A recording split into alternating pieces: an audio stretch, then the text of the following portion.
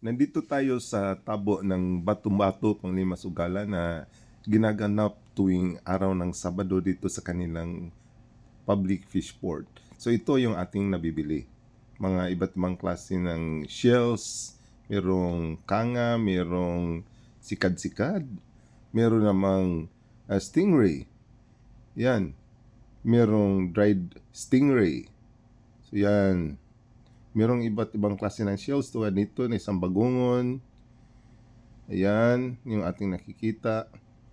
Dito naman ay ito ay isang anemone na tinitirahan ng clownfish. So sa local name, ito tinatawag na butbut.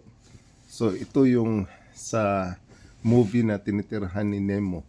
So ito po'y binibinta dito sa tabo ng Batu-Batu, Panglima Sugala. Ito naman ay iba't ibang klase ng dried fish at saka merong laman ng shell, merong dried fish na galing sa pagi at saka ito naman ay isang porcupine fish.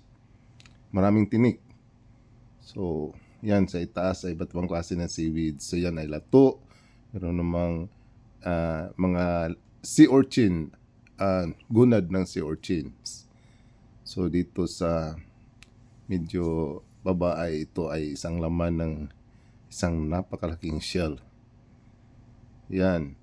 So yan ang nakikita dito. Iba't ibang klase ng mga harvest galing sa dagat. So ito naman ay blue crabs na meron na nakabili. So ito yata ang per kilo nito ay nasa 100 or 150 pesos per kilo. So napakalaki niya. So yan po ay nabenta na o nabili na. So ganito po yung hitsura ng tabo dito sa Batu-Batu. Napakaraming tao na galing pa sa iba't ibang parte ng Tawi-Tawi. So meron galing sa Bugao.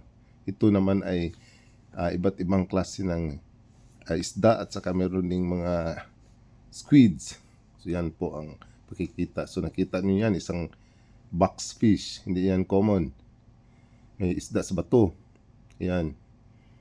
So ganito po yung hitsura ng portion na ang nabibili ay iba't ibang klase ng isda. So yan. So nabili na yata yung meron na nakabili. So dito naman na party mayroong iba't ibang klase ng seaweed. So yan ay guso. So sa bandang kanan ay yan ay isang lato. So doon naman sa taas ay isang gulaman o gracilaria.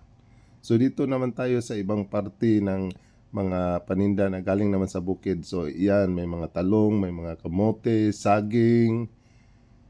Yan, may mga mangga, mayroong mani. Ito'y nakabalot na. Dito naman ay mayroong upo. Yan, may upo, may kalabasa. Sa mga iba-ibang paninda, may mais, may niyog. Dito naman sa bandan dito ay isang panggi. So ang panggi ay isang staple food dito sa banda ng Pilipinas.